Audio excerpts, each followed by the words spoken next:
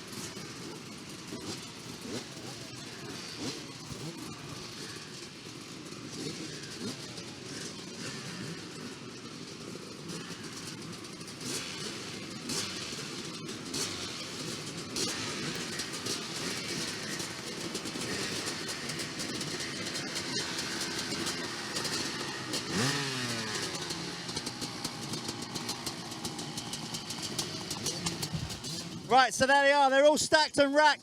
Charlie, if you want to spin round, green flag. This is it. I'll hand you over to Ben. I'm going to be back in the booth in a minute. We are going racing. Race number 3 for the VMXdN. Let's have it. Oh yes, we've had a Darude sandstorm, the old-fashioned, fantastic sort of start music is actually going now, and the goosebumps are on my arms as the heads go down, the revs rise, and we prepare to go! And straight out of the jump, straight out of the gate, that's a great start for the number 14 rider there, Mel Pocock, gets stuck in, or did he go down? I just looked that way, I know Pocock went down, that's an absolute nightmare for him. Number 18, Elliot Banks-Brown has got the start, got the lead straight away on that CR500. No, yeah, it is a CR500. He's got Neville Bradshaw just behind him in second place. Zach Osborne has made a start on that Husky, ladies and gentlemen. He is up there into third place right now. That's great news for Team USA, not necessarily good news for Team GB. Villopoto is also up there in what looks like, yes, it is fourth place. That is the number 9, yes it is, number 9 of Villopoto is Ryan Villopoto is up there into fourth place as well. So they're pouring through the pack here. 14 we see through the pack there. That's Pocock now trying to recover. Anderson is behind them and so is Nicoll. Team GB are way down at the moment in this race. That could play havoc with their chances of taking this Team Bets MXdN title this weekend.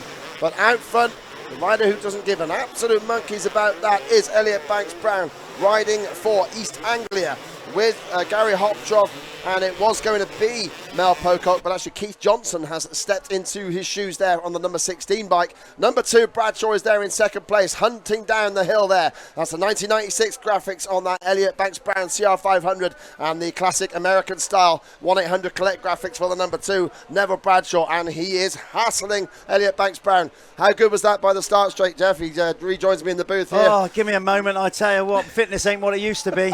I'll keep talking. But the adrenaline, I tell you, get me through it. I'm pumping. Just that running back. Yeah, Pocock, you saw that. I think he went down. I just looked down at my notes and then I saw him go down. Yeah, absolutely nightmare. So, wow, look at Banks-Brown absolutely floating it over there on the all-black kit. Well, John Banks' organisation is involved in this, aren't they, Jeff, in some sponsorship terms? So, yeah, Banks Brown doing the family names and good out in front, launching those 500s to go down. I tell you, it's amazing. 2 500s out front. The noise, honestly, that was emotional. That took me right back. I could hear the air horns, the noise of the gate, the amount of people, amazing. Darude Sandstorm.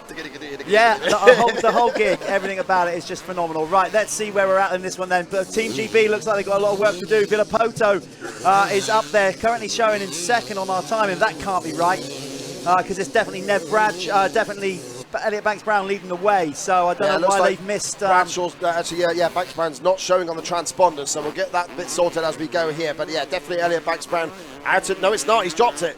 Has he dropped it? Oh, maybe he did. He has, maybe he did. That transponder is correct. That is right. Banks Brown is out of there. He must have dropped it just out of our camera sight there. I do apologise for that. But yeah, out in front now is Nev Bradshaw, and he's got Team USA second, third and fourth. It was close coming into this.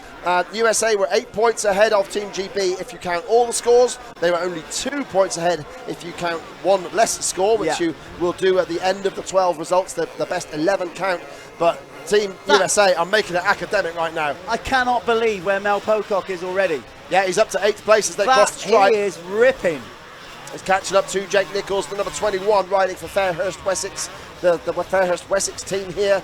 So yeah, if you're new to this Vets Nations sort of format, it's very much like the Motocross of Nations, Motocross Des Nations as it was called, which is why we keep the Des in the name for the VMXdN, because we're old school like that. But yeah, basically it's the same format, Olympic style scoring. First 1 point, second 2 points, third 3 points, and so on right the way down the order. And the 12 results from the 3 riders, the best 11 count towards the team. And they're not all nations, are they, Jeff? You've got Northern Ireland reigning champions, Wales, USA, Belgium, Britain, but then East Anglia, Fairhurst, Wessex, North of England, Ireland and Ulster and Scotland. But I got a real feeling that going forward with this event, we're seeing more nations entering teams and getting involved, that's for sure. We really hope so. Yeah, Villopoto there just literally looked over his shoulder at teammate Mike Brown and literally did this waving motion. So he's waving on his teammate, who has been, to be fair, faster all this weekend. He's also riding other classes. Villopoto's just doing this team race. Mike Brown is also out there on CR125, which broke its silencer in his race. He actually came past the program stand rasping away. So Ryan yields there. You know, team play. He knows that Mike's going quicker. Ryan knows that he doesn't ride as much as Mike. Why hold him up? Let him through, get more points. Osborne with a much better ride. Such good banter between him and Mel Pocock this morning about who's going to come out here with the bragging rights. So much better start. Much better start for Zach Osborne on that incredibly prepared Husky. It's a beautiful machine, that Husqvarna, it really is. The fact of when they were Italian, isn't it, I believe, at that point, before BMW took them over, and then obviously ended up being owned by KTM as they are now. But yeah, Osborne still contracted to Husqvarna, as he was when he won the AMA national title a couple of years ago outdoors, and he's had a much better start this time. But look at the running order. Yes, we've got Neville Bradshaw for reigning champions Northern Ireland out in front, but then 2, 3, 4 is USA. Mike nearly knocked himself out there. He stamped his ankle down. I've done that around this track and that hurts, so we'll see if Mike gets affected by that, because he definitely stamped the ground with his ankle there. Doesn't look like he's suffering at the moment. The adrenaline's obviously carrying him through. Yeah, I think he got away with that one. I don't think he any injury there. It will unsettle him obviously, but with all the experience he's got, that might actually help him. It might just get him settled down, get into a rhythm. Obviously short races than what these guys were certainly used to in their heyday. I bet they're thankful of 5-lap races now. Yeah, he looks over the shoulder because, it was, Nev Bradshaw in front, but then USA 2, 3, 4, but then Team GB were there behind them in 5th and 6th, with Pocock trying to attack Osborne, those two scrapping over 4th place, sorry. We'll see how it runs now with Brown in 2nd place in this race. I saw Nev Bradshaw, Gordon Crockard and Graeme Irwin, Team Northern Ireland. They were at the bar at 10 o'clock last night. They were. I was that side of the bar and just happened to be, hello, Mr. Crockard, how are you? And it's pretty incredible. Here comes Anderson now. He's jumped off that CR500. And look at the Brits hassling Zach Osborne here. 5th and 6th, 4. And Pocock makes a move and jumps over him. That one is going to be replayed in the bar later for certain. I can tell you right now, Mel will dine out on that one for as long as he possibly can. He did a Jobe over Mallard to his mate Zach Osborne, and Anderson follows him through as well. So Team USA come through. I get goosebumps as the cheers and air horn sound that I haven't heard for 20 odd years until yesterday just wafts up from the valley here. Just an incredible sound and atmosphere in this place. I tell you, look how serious Mel is. He's looking over. Yeah, he's looking forward. He's like, right, he's so into this. Honestly, we caught up with him a few times over the weekend. He is loving it, just being back racing, but particularly on a two-stroke, something he's never really raced. Brilliant stuff. It's a great matching kit as well for these guys. The Team GB, they really do look the part, and it's great to see. At the moment, it's looking like we've not having a great race, though, for Kurt Nicoll. He is, well, distinctly got many years on most of the riders in this class. At the age of 57, he certainly is still pushing around there on the KX 500 in this race. No, it's not. Is he on the 250 Honda? Yeah, isn't he? 250. So yeah, he's a little bit further down the pack, which is not great for Team GP. But either way, Pocock and Anderson giving it some towards the top end of the field, and they are now in third and fourth. Good ride going on as well for Jake Nichols. Good to see him up the front. He's riding the Honda that Tommy didn't ride. Much better performance from Jake. Obviously, you know, he's now retired this year, but mid-season decided to call it a day. So he's loving life as well, and a much better ride from Gordon Crockard in this one. Maybe it was the cider and Guinness that has given him the rocket fuel to get. I think they were on the Thatcher's Haze, actually. I think if I remember right. Yeah, it was because other ciders are available. Yes, absolutely. They're not giving us any money. Anyway, there we go. So yeah, fourth and fifth there for the Brits. That's Mel Pocock and Brad Anderson. And if you're enjoying this coverage, by the way, online, please spread the word, share it about, make sure that people know that this is going on live and for free on the VMXdN YouTube and Facebook channels. So please make sure that you do share it about, and yeah, make sure people don't miss this amazing action. On that very notion you said there, I've just been told by a production crew actually that there's so many people here on site that it's actually causing a few issues with our streaming service, you know, regard to the signal. So if you are having a few buffering issues, okay, which we're hoping you're not, the reason it being that we obviously didn't expect this many people here, and our signal bouncing around the valley along with everybody's mobile phones, Wi-Fi, whatever. Yeah. So if you are experiencing those problems, we apologise. We've never had that problem before.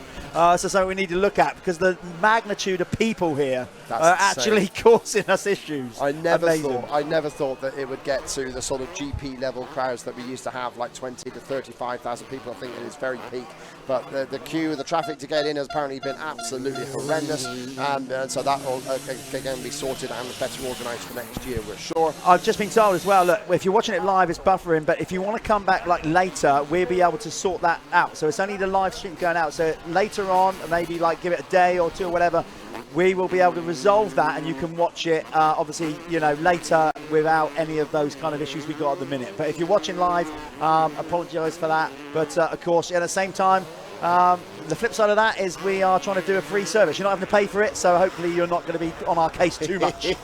Look at this, it's the Union Jack being waved at Foxhill, and Nev Bradshaw, who had 2 fourths yesterday on that CR500. And yeah, the Thatchers is definitely getting into his veins. He's across there and well in front at the moment. Mike Brown, Ryan Villopoto packing it out on those Doc Wob Yamahas, second and third.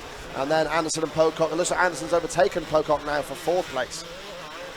Yeah, well, Brownie's still there, and Nev wants this so bad. I'll tell you what a way. You know, just to say that, oh yeah, I beat Mike Brown and Ryan Villopoto in the race. It doesn't matter what year it was, whatever. Yeah, that's he can say he's done it. Put up there. And Anderson is now flying. stalking Villopoto. Brando is on the case, throwing around that 250, which must feel like a toy after the big CR500 he rode in the very previous race. Look at him go, Ben. It's a matter of time. Villopoto is a sitting duck here, I can tell you that. He will blow by him. Oh, nearly, and the drag race up the hill, Honda v Yamaha. Oh, Villopoto just lasts out that Doc Wob by. I didn't know. Anderson chops across him and nearly goes down. Villopoto retakes the position. Ando nearly went down, and Villopoto looks over at him. Oh, what a picture. I hope somebody took that picture of him looking back over him. Look at that, and like nothing's happened. Anderson is an animal. I can hear air horns, chainsaws, cheers coming up from the valley. I cannot believe we are feeling this atmosphere here. I've not seen this. Look at how deep they are in the paddock, in the field, lining the circuit. That's the access road. You've got no chance of getting a Jeep down there. They are 5, 6, 7, 8, 10 deep. Absolutely amazing. They are being treated to some wonderful action. It's Bradshaw with the win. Ned Bradshaw takes the win. Brown's going to come in second on the flag. Just incredible. Yeah, third well, place. Well, it's actually showing that Villopoto turned tight there. No, Brad Anderson gets third. Ryan Villopoto fourth. Mel Pocock, incredible ride up to fifth. Osborne's going to get sixth. Seventh is Jake Nichols. And then Brian McKenzie should come in eighth. Quickest lap of the race on the last lap from Brad Anderson. What was his time there? 2 minutes 20.583. That's seriously quicker than most times we've seen today. That's an amazing lap there together by Brad Anderson on that last lap. And yeah, he crossed the line 0.243 of a second ahead of Ryan Villopoto. Quite incredible action there from these guys. Here comes Kurt now. He's just battling there with a couple of riders. Looks like the number 16 rider there, Keith Johnson, just pips him across the line. So Kurt comes across in 16th, I believe. Yes, it is. So, yeah, that's it there. So, yeah, Kurt Nicoll is 16th. It's actually Gary Davies, the Welshman, that he chased across the line there. So, yeah, we shall come through to... I'll tell you, we're gonna go for a quick ad. And to be honest, while that ad is playing, I might go and get a quick pint because I am definitely getting into this. Mine's a San Miguel. This live stream may deteriorate at a later part of the day by doing my first ever fully abbreviated hammered live stream and capture. But anyway, we're going to go to an ad. We'll catch up with you soon again. Hope you enjoyed that.